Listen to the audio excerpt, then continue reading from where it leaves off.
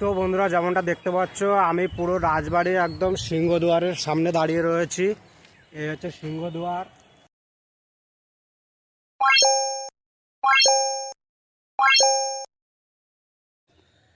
Hello বন্ধুরা, কেমন আছো তোমরা সবাই? আশা করি সবাই ভালো আছো। বড়দের আশীর্বাদ এবং ছোটদের ভালোবাসা নিয়ে অনেকদিন বাদে আবার একটা নতুন ভিডিও নিয়ে এসেছি। তো থাম্বনেল থেকে অবশ্যই বুঝে গেছো কোথায় যাচ্ছি। আমি যাচ্ছি বাই সাইকেল। তো চলো, এখন বাজে 7:16। তো চলো বেরিয়ে পড়ি, তারপরে আবার রাস্তায় তোমাদের সাথে দেখা হচ্ছে। চলো। তো বন্ধুরা, ফাইনালি আমি বাড়ি থেকে বেরিয়ে প্রায় 7 কিলোমিটার মতো চলে এসেছি। আর এখন চেনা রোডেই আছি। অবশ্য গুগল ম্যাপের ভরসায় আমার থাকতে হচ্ছে। আমি যাচ্ছি কৃষ্ণনগর, এখন আছি হচ্ছে বনবনিয়া রোডে। আর এখান থেকে যাব বড়জাগুলি, তারপরে ওখান থেকে রানাঘাট, তারপর কৃষ্ণনগর। তো চলো যেতে থাকি। আর এই হচ্ছে আমার সাইকেল, দেখতে পাচ্ছ। তো চলো, আর সামনে রোড, চলো যাই, তারপর আবার তোমার সাথে দেখা হচ্ছে। তো বন্ধুরা, আমি এখন আছি সেনডাঙ্গা থেকে কিছুটা ছাড়িয়ে এসে দাঁড়িয়ে রয়েছি। তো এখনও জাগুলি যেতে প্রায় 9 কিলোমিটার মতো বাকি। তো চলো যেতে থাকি, তারপরে আবার তোমাদের সাথে দেখা হবে। তো বন্ধুরা, আমি এখন আছি ন্যাশনাল NH-12-এ। তো এই দেখো সামনে দেখা যাচ্ছে কল্যাণী রানাঘাট শিলিগুড়ি রোড। তো এখন যাবো হচ্ছে জাগুলিয়া, আছি জাগুলি, এবার বড় জাগুলির সামনে রোডে। তো চলো যাওয়া যাক, তারপরে আবার তোমাদের সাথে দেখা হচ্ছে।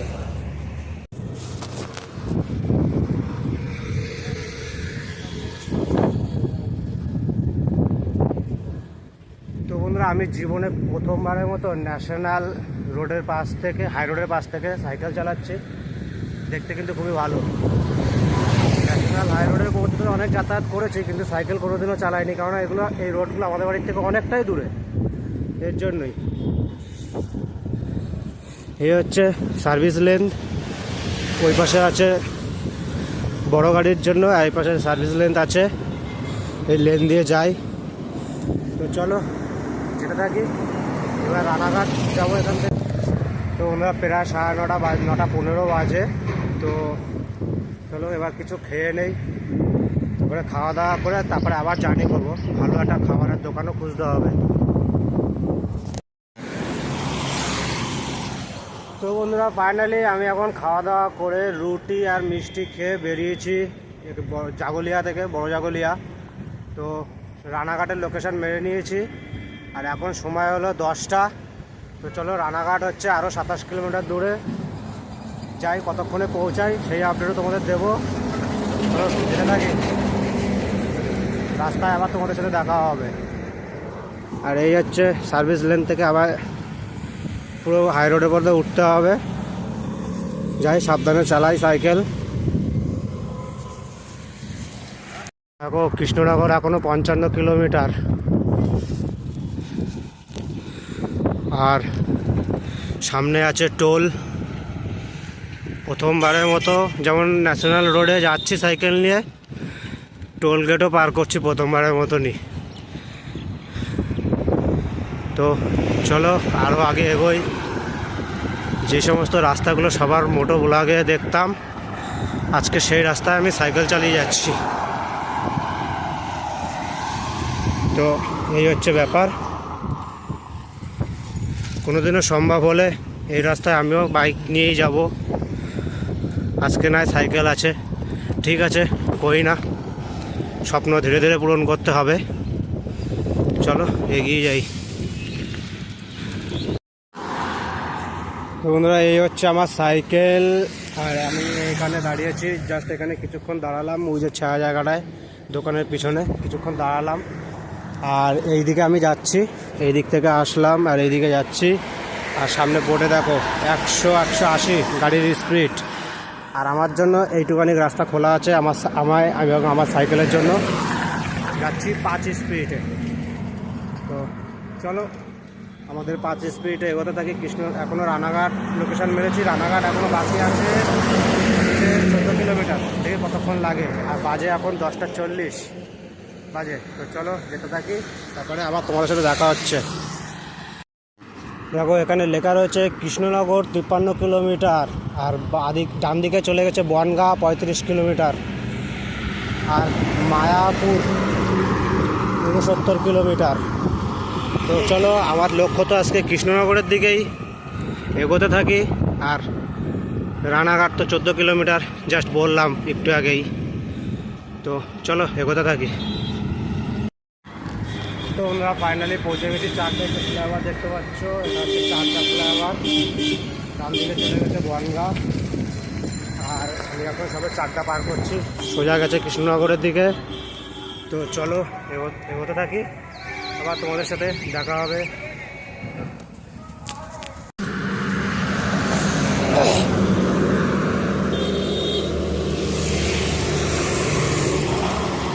তো আমরা ফাইনালি এখানে বসে একটু রেস্ট নিচ্ছিলাম। রানাঘাট ঢোকার প্রায় 3 কিলোমিটার আগে চোখে মুখে জল দিয়ে একটু প্রায় 10-15 মিনিট মতো রেস্ট নিয়ে নিলাম। তারপরে আবার সামনের দিকে এগোচ্ছি। রানাঘাট এখনও 3 কিলোমিটার মতো বাকি আছে। চলো রানাঘাটের দিকে এগোই। তো বন্ধুরা, আমি এখন আছি রানাঘাট পুরো রেলগেটের কাছে।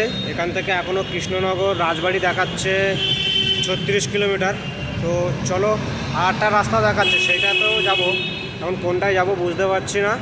তো যাই, NH-12 ধরে যাব নাকি NH-11 ধরে যাব বুঝতে পারছি না। তো সামনেতে ওটা ভাগ হচ্ছে, সেখান থেকে সেই মোড়টাতে যাই, তারপরে চিন্তা ভাবনা করবো কোনটা রাস্তাটা কম হবে। তো এগোই সামনের দিকে। এখানে একটা ছোটো মতো খাল ছিল, খালটা উঠতে আমার ভীষণ কষ্ট হয়েছে। আর এখন দেখো ডাউনে নামছি, এইটুখানি কি জাস্ট আরাম। ওটা যার কষ্ট হোক না কেন, নামাটা এইটুখানি আরাম, আর কিছুই নয়। পুরো হাতটা ছেড়ে দিয়েছি, সাই সাই করে দৌড়াবে এবার। এই আরাম। তো চলো এগোই সামনের দিকে। তো বন্ধুরা, এখানে দাঁড়িয়ে ডিসিশান নিলাম যে আমি ন্যাশনাল রোড দিয়েই যাব। তো কারণ ন্যাশনাল রোডটা পুরো ভালো, সেফ। আর ভিতরে বাইপাস কেমন আছে না আছে আমি জানি না। তো চলো, একটু কষ্ট হবে ন্যাশনাল রোড দিয়ে যেতে, কারণ এখানে আরও 3 কিলোমিটার 4 কিলোমিটার মতো এক্সট্রা যেতে হবে। তো এটাই বেস্ট মনে করলাম। তো চলো এগোতে থাকি। তারপরে এবার দুপুরে টিফিনও করতে হবে, তারপরে তোমাদের সাথে আবার দেখা হবে। আমি NH-12 ধরেই যাচ্ছি কৃষ্ণনগর রাজবাড়ি। তো চলো এগোই। তো বন্ধুরা, অনেকক্ষণ থেকে একটা জিনিস ফলো করছিলাম, মানে আজকে তো শিবরাত্রি। তো সবাই দেখছি গঙ্গার জল আনছে, কেউ গঙ্গায় টোটো নিয়ে যাচ্ছে, কেউ হেঁটে যাচ্ছে, কেউ গাড়ি 4 চাকা গাড়িতে করে যাচ্ছে, সব গঙ্গার জল নিয়ে আসছে। নিয়ে এসে নিশ্চয়ই বাবার মাথায় আজকে ঢালবে, আজকে শিবরাত্রি আছে। তো চলো, সামনে একটা মায়ের মন্দির আছে, এইখানে আমি দাঁড়িয়েছি। এই যে মায়ের মন্দির, এইখানে আমি দাঁড়িয়ে একটু রেস্ট নিচ্ছি। এখনও খাওয়া দাওয়া করিনি, খেতে পারছে না, তারপরে খাওয়াটা খুব হেভি হয়ে গেছে এর জন্য। ভাই কতটা চড়াই দেখো, তারপরে আবার সামনে যে হাওয়া আসছে। সমতল জায়গার থেকে চালাতেই কষ্ট হচ্ছে, সামনেতে যা হাওয়া। তারপরে তো এখন আবার উপর দিকে উঠছি, সেই কষ্ট। চলো, নামার সময়টাই শুধু আরাম, আর কিছুই না। এত হাওয়া দিচ্ছে না, মানে সাইকেল চালানো যাচ্ছে না, পুরো সামনের দিকটা হাওয়া আসছে। তো দেখো সাইকেলের জাতীয় পতাকাটা দেখো আমাদের, এরকম হাওয়া দিচ্ছে। মানে আমি হাওয়ার দিকে যাচ্ছি,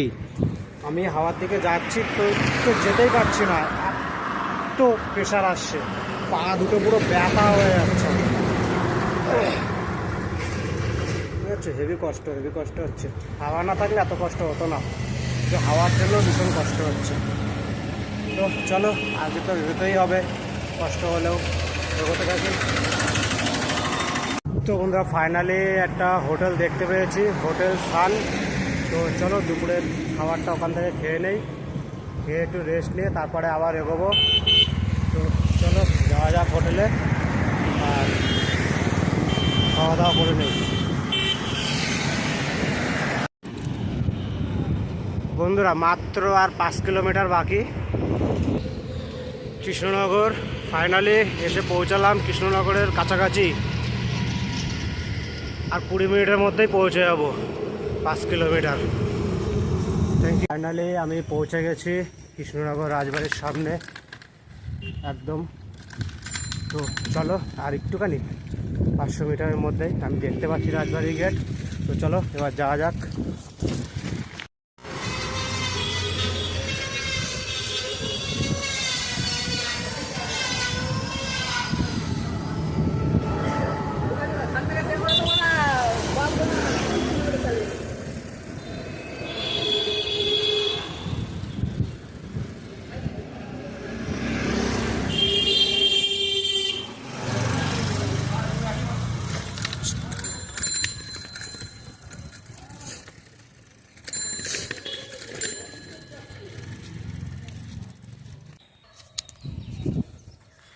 তো বন্ধুরা, যেমনটা দেখতে পাচ্ছ আমি পুরো রাজবাড়ির একদম সিংহদুয়ারের সামনে দাঁড়িয়ে রয়েছি।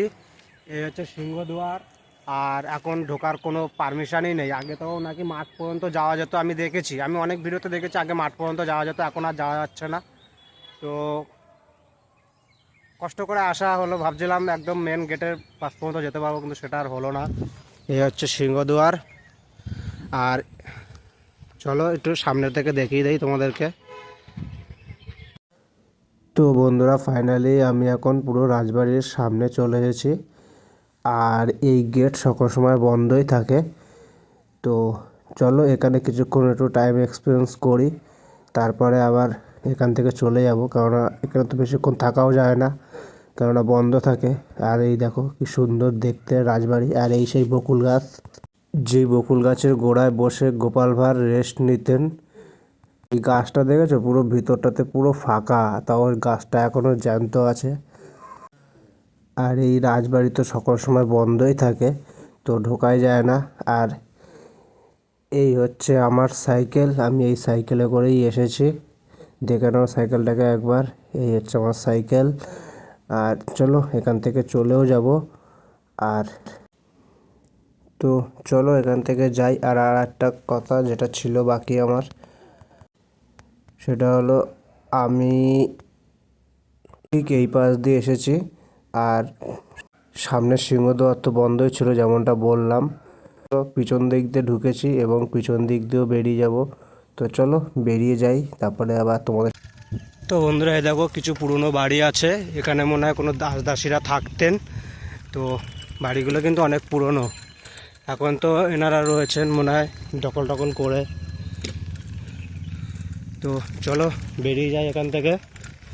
আর এই শীষ গাছটা এর পাশেই রয়েছে রাজদিঘি। আর আমি একটা জিনিস এখানে ফলো করছিলাম, সেটা হলো এর চারিপাশ দিয়ে বড় বড় এরকম লম্বা লম্বা দিঘি কাটা। মনে হয় এই দিঘির কাটার কারণ এই যে হচ্ছে দিঘি, দেখো বুঝতে পারছো।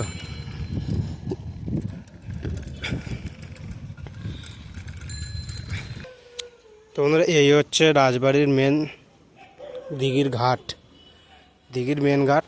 তো এবার জল পুরো টই টই করছে, একেবারে কালো মিচমিচে জল। তো আর এই পুকুর কাটার কারণ আমি যেটা বুঝলাম, যাতে শত্রুপক্ষ তাড়াতাড়ি ঢুকতে না পারে, তার জন্যই মনে হয় এরমভাবে পুকুর কেটে রাখে। মানে লম্বা সব কী বলে এগুলোকে, ঝিল কেটে রাখা আছে, যাতে ঢুকতে না পারে কেউ, হঠাৎ করে আক্রমণ করতে কেউ না পারে। বুঝেছো কত উঁচু, প্রায় 20টার ওপরে ধাপ আছে সিঁড়ির। তো চলো, গোপাল ভাঁড় তো কোথায় থাকে জানি না। আর ওই মাথায় একটা দেখতে পাচ্ছি পুরোনো আমলের ঘর, লোকজন আড্ডা মারছে। তো চলো এবার বেরিয়ে যায় এখান থেকে, তারপরে দেখা হবে আবার অন্য কোনো ভিডিওতে। এখন সাইকেলে তো এসেছি, কিন্তু যাব ট্রেনে করে। তো চলো যাওয়া যাক বাড়ির দিকে। তো বন্ধু, ফাইনালি আমি এখন বাড়িতে পৌঁছালাম। এখন বাজে 10:03 বাকি। তো আমি আসলাম হচ্ছে কৃষ্ণনগর স্টেশন থেকে রানাঘাট থেকে বনগাঁ থেকে হাবড়া, ট্রেনে করে সাইকেল নিয়ে আসলাম এবং সাইকেলে করে ট্রেনে করে আসলাম। তো চলো দেখা হচ্ছে নেক্সট কোনো ভিডিওতে, ততক্ষণের জন্য টাটা, বাই বাই। তো বন্ধু, ফাইনালি আমি এখন বাড়িতে পৌঁছালাম। এখন বাজে 10:03 বাকি। তো আমি আসলাম হচ্ছে কৃষ্ণনগর স্টেশন থেকে রানাঘাট, রানাঘাট থেকে বনগাঁ, বনগাঁ থেকে হাবড়া। ট্রেনে করে সাইকেল নিয়ে আসলাম এবং সাইকেলে করে ট্রেনে করে আসলাম।